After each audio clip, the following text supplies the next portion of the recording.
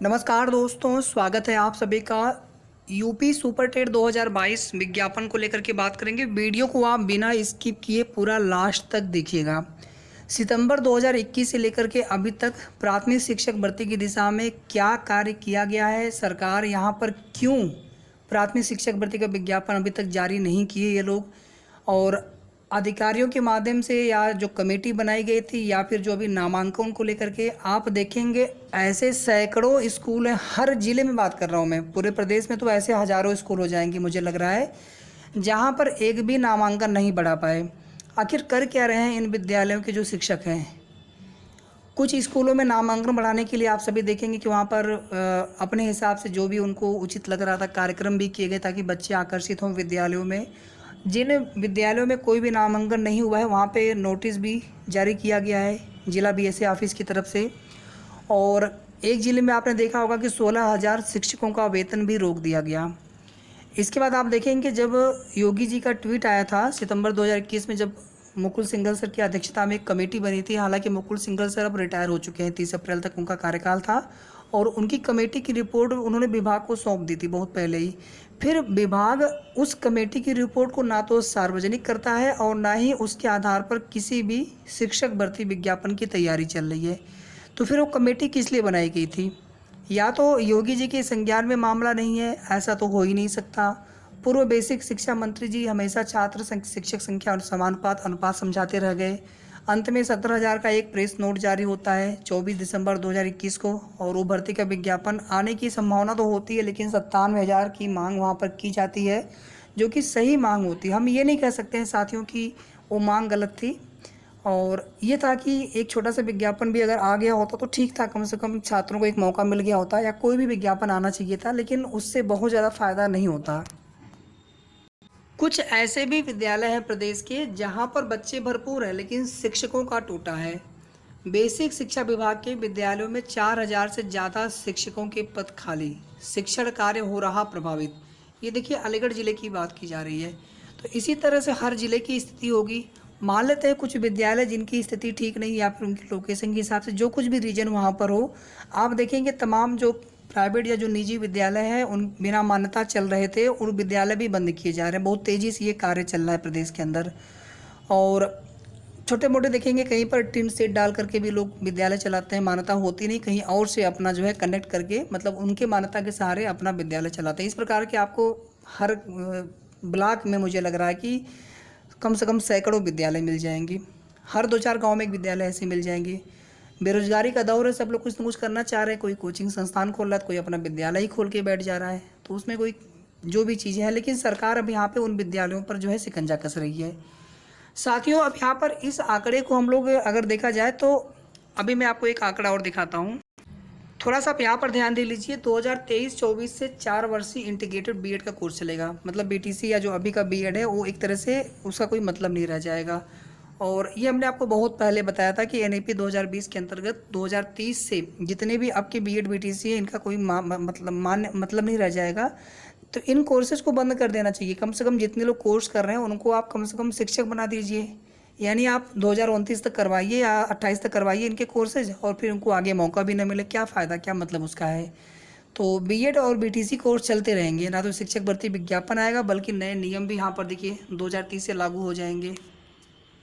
इसके बाद देखिए जो नामांकन वाला जो डेटा है, आंकड़ा है, उसमें देखेंगे जौनपुर जिला अव्वल था, बाकी और भी जिले इसमें थे, और किस जिले में कितने नामांकन बढ़े हैं। एक बार थोड़ा सा उन आंकड़ों पर नज़र डालते हैं।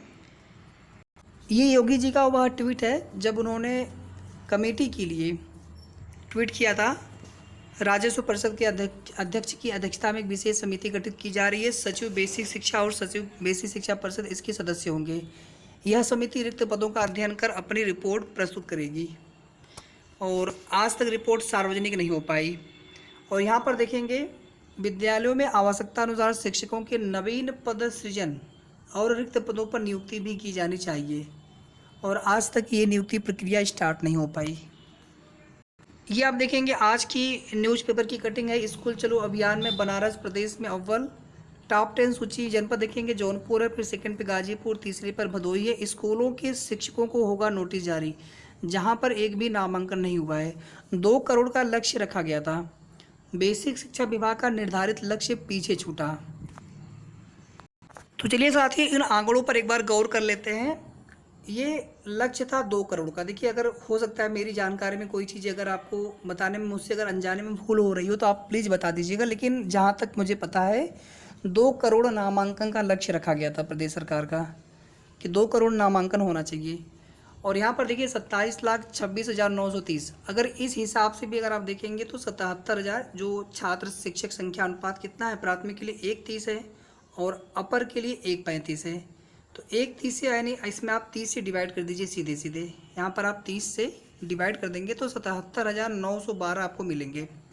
हालांकि हमने डिवाइड करके देखा नहीं, लेकिन मुझे लग रहा है ये आंकड़ा जिस भाई ने भी पोस्ट किया होगा तो आंकड़ा निकाल करके ही पोस्ट किया होगा। तो यहाँ पर 77,912 शिक्षकों के पद सृजित हुए।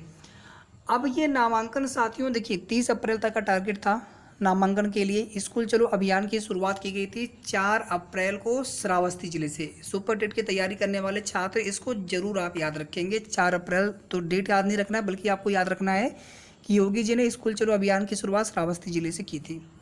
तो साथियों यहाँ पर अभी पद और भी नामांकन बढ़ सकते हैं अगर प्रयास किया जाए, या फिर कम से कम जितने पद यहाँ पर सृजित हुए हैं और पहले के जो आपने अविज्ञापित पद का हलफनामा दिया है सुप्रीम कोर्ट में, अगर इन दोनों पदों को भी जोड़ लेंगे तो 1.25 लाख के आसपास रिक्त पद हो जाएंगे। 1 लाख से ज़्यादा पद रिक्त हमने यहाँ पर थंबनेल में भी लिखा हुआ है। हमारी मांग है 97,000 शिक्षक भर्ती। तो ये कौन सी अनुचित मांग है? और ये देखिए जो ग्राम सभा होती है या फिर जो वहाँ के प्रधानाध्यापक शिक्षक, उनकी एक नैतिक जिम्मेदारी होती है।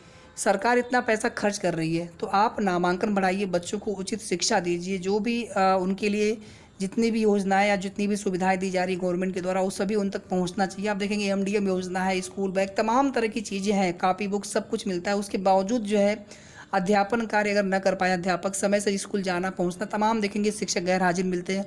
लोगों को 6 घंटे ड्यूटी देने में भी तकलीफ होती है। काम कितना करना होता है सभी को पता है। सबसे आराम की नौकरी बेसिक की या फिर बेसिक में विशेष करके, या फिर शिक्षकों की ड्यूटी या नौकरी आराम, जिम्मेदारी बड़ी होती है दोस्तों। लेकिन अगर आप देखेंगे तो एक तरह से लोगों ने इसको, एक मैं ये नहीं कह रहा हूँ कि ये आराम की नौकरी, बल्कि ये होना चाहिए था कि लोगों ने इसको आराम का एक नौकरी बना रखा है। ये नहीं होना चाहिए, नहीं तो जिम्मेदारी बहुत बड़ी होती है। भावी नौनिहालों के कर्णधार जो उनके भविष्य निर्माता होते हैं ये शिक्षक, तो जिम्मेदारी सबसे बड़ी होती है समाज में। अगर शिक्षक अगर अपनी दिशा और अपनी अगर जो कर्तव्य है उसका सही से पालन करना शुरू कर दे तो फिर वो समाज की स्थिति बहुत उज्जवल होती है, उसका भविष्य उज्जवल होता है। तो साथियों यहाँ पर अभी देखेंगे किसी भी तरह की कोई भी सकारात्मक खबर कहीं से निकल कर के नहीं आ रही है कि हाँ आने वाले समय में जुलाई तक या अगस्त तक या जून तक या शिक्षक भर्ती का विज्ञापन आएगा। बल्कि आप देखेंगे लगातार नेगेटिव खबरें ही चलती रहती हैं कि अभी यूपी टेट होगा, फिर सुपर टेट 2023 में होगा। मुझे लग रहा है साथियों कि जुलाई तक, जून के बाद जुलाई से जो है नई प्राथमिक शिक्षक भर्ती की जो प्रक्रिया है 100% स्टार्ट हो सकती है। और ये भर्ती का विज्ञापन कब तक आएगा इस पर तो अभी कंफर्म कुछ नहीं कह सकते, लेकिन प्रक्रिया स्टार्ट होना चाहिए।